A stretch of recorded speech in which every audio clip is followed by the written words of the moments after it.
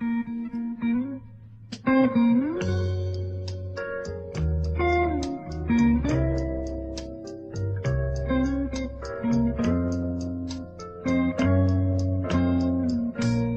งโลมไหลให้ชายชมเล่นเพราะความอยากเห็นใครจะเห็นใจเล่า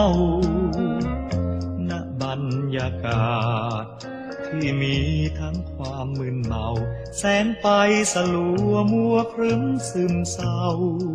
คลอเคล้าด้วยเสียงดนตรี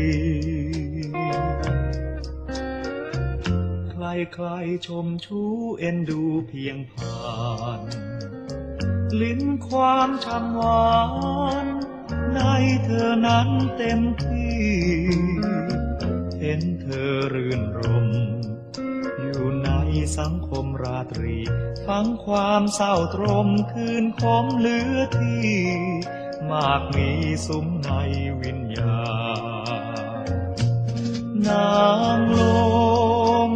เล้าเอาเรือนร่างพลีขายศักดิ์ศรี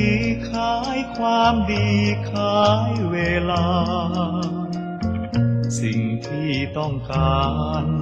สิ่งนั้นหรือคือเงินตราเพื่อจะได้มาเยียวยาความจนเบื้องหลังในดวงใจฉันต้องการเคียงไกล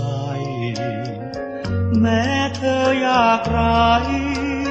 เป็นไฉนก็ช่างรักเธอด้วยใจเรื่อยไป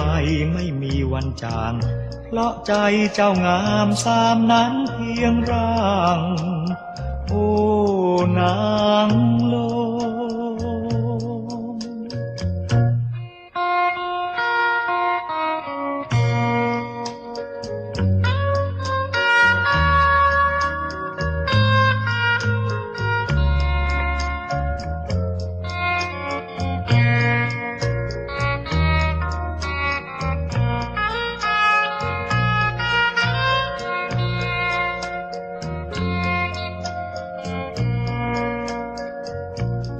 นางโลมเล้าเอาเรือนร่างพลีขายศักดิ์ศรีขายความดีขายเวลาสิ่งที่ต้องการสิ่งนั้นหรือคือเงินตราเพื่อจะได้มาเยียวยาความจนเบื้องหลัง